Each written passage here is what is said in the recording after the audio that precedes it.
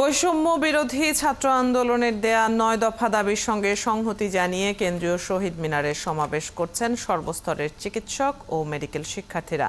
দর্শক, আমরা সরাসরি চলে যাচ্ছি সেখানে। তাদেরকে মেরে ট্যাঙ্কের উপর শুইয়ে সেই ট্যাঙ্ক চালানো হয়। তোর কোটা তুই নে, আমার ফিরিয়ে দে। তোর কোটা তুই নে, আমার ভাই ফিরিয়ে দে।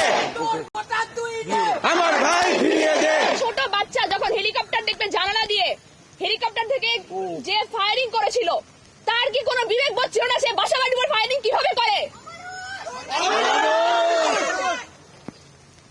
আপনার কোনো সন্তান যদি আপনার কোলের উপর গুলিবিদ্ধ হয়ে লুটিয়ে পড়ে, আপনি তখন কি করতেন? আপনার সন্তানদেরকে যদি আজকে কোনো একটা হসপিটালে আনা হয়, আমি গ্যারান্টি দিয়ে বলতে পারি 95% ডাক্তার তার ট্রিটমেন্ট করতে স্বীকৃতি দেবে না। গণহত্যার কথা এবার আমি থামালাম। এখন যেটা শুরু হয়েছে সেটা হচ্ছে গণগ্রেফতার। প্রমাণ থাকুক না থাকুক, গ্রেফতার করে নিয়ে যাও। মোবাইল সার্চ করা হচ্ছে। এইটা কোন আইনে লেখা আছে? এটা স্বাধীন দেশ। আমার মোবাইলে আমার ব্যক্তিগত অনেক কিছু থাকতে পারে, সেখানে সেই কন্টেন্ট গুলো আপনারা কেন দেখবেন? আপনাদেরকে আমার মোবাইল চেক করার অধিকার কে দিয়েছে? আপনারা বিনা ওয়ারেন্টে, আমরা ফরেনসিক মেডিসিনে পড়ে এসেছি, কগনাইজেবল অফেন্স ছাড়া কোন রকমের গ্রেফতার করা যাবে না। সেখানে কোন রকমের প্রমাণ ছাড়া, কোন রকমের ওয়ারেন্ট ছাড়া আপনারা গ্রেফতার করতে আসেন। এর কারণ কি? এর ব্যাখ্যা কে দেবে? আমরা যার কাছে বিজেপি চাই সেই দুর্নীতিগ্রস্ত।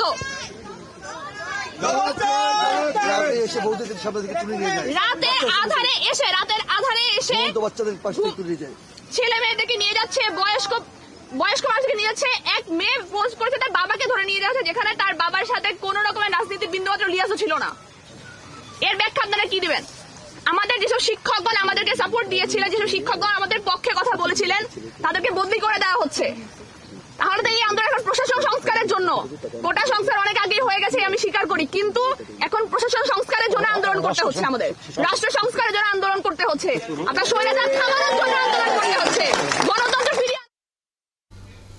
বৈষম্য বিরোধী ছাত্র আন্দোলনের দেয়া ৯ দফা দাবির সঙ্গে সংহতি জানিয়ে কেন্দ্রীয় শহীদ মিনারে সমাবেশ করছেন সর্বস্তরের চিকিৎসক ও মেডিকেল শিক্ষার্থীরা। আমরা এতক্ষণ সরাসরি ছিলাম সেখানে।